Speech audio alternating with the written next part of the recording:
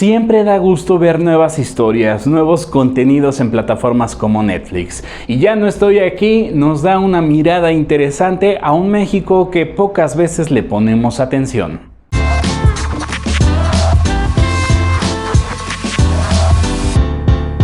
Ya no estoy aquí. Una película del director Fernando Frías nos cuenta la historia y sigue a Ulises Samperio, un joven de 17 años que se ubica en Monterrey, aquí en México.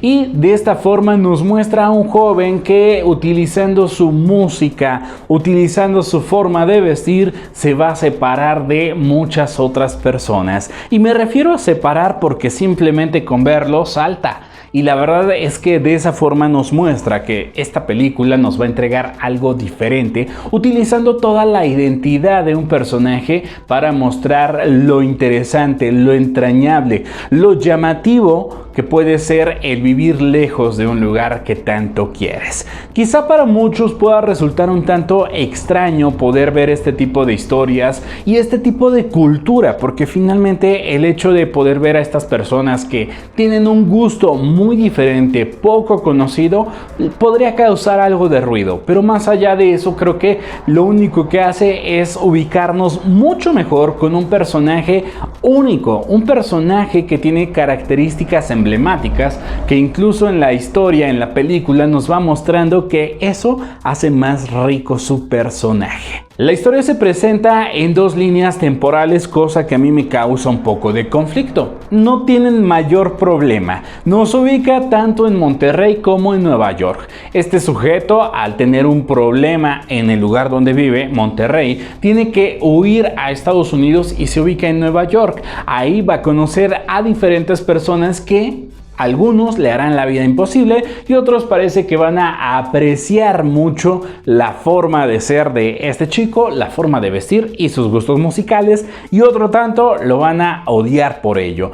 Creo que la película siempre está tratando de mostrarnos esas diferencias, y aquí la razón de que usen esas dos líneas temporales. Por un lado vemos cómo va ocurriendo la vida de Ulises, qué es lo que está haciendo para integrarse en esta cultura en la cual es feliz, pero también vemos cómo vive actualmente en Estados Unidos y eso le causa ciertos conflictos. Siempre nos está regresando a ese lugar seguro para Ulises, eso que tanto ama, y no podemos negar que muchas veces como personas y sobre todo en la juventud, en la adolescencia, comenzamos a determinar cuál es nuestro gusto musical, y la música se convierte en ese refugio que necesitamos cuando no estamos de acuerdo con todo lo que está pasando alrededor. Aquí con Ulises creo que sucede lo mismo. Podemos ver que la música es su refugio, y en general creo que el personaje de Ulises siempre está trabajando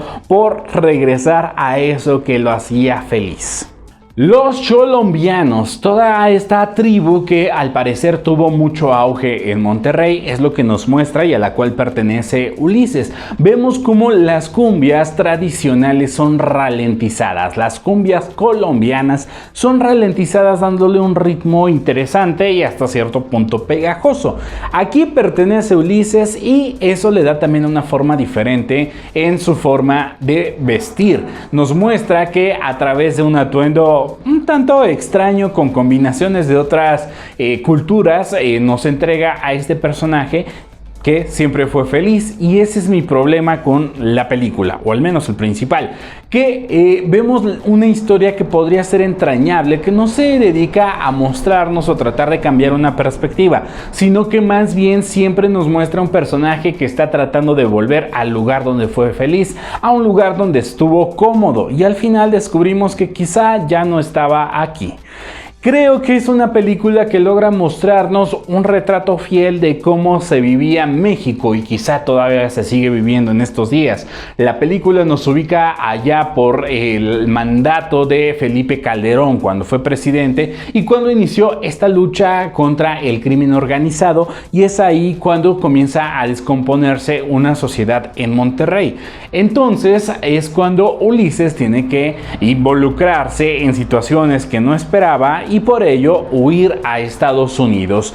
sí nos entrega una vista interesante a una cultura que quizá no conocemos o que no es tan popular, pero tampoco creo que nos ofrezca algo más. Aún así, la película me parece interesante y obligada para ver en estos días. Ya no estoy aquí, para mí se lleva un color verde, tienes que verla, es disfrutable, es entretenida, quizá por momentos o más bien al inicio sea un poco complicado poder comprender lo que dicen cada uno de estos personajes, porque hay que admitirlo, tienen un acento y una forma de expresarse muy diferente a como nos expresamos aquí en el centro del país.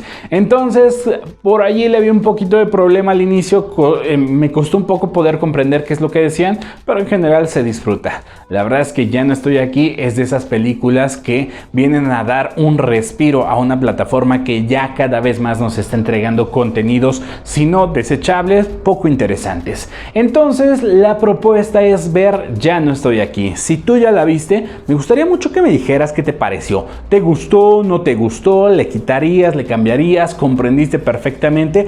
¿Antes de la película ya conocías todo este movimiento? Deja tus comentarios, realmente me ayudan muchísimo. Y también quiero pedirte que te suscribas al canal, que le des me gusta y que me escribas cuáles son las historias que has visto y que valen mucho la pena. Soy Javier Garzón y te espero en el próximo Semáforo del Cine.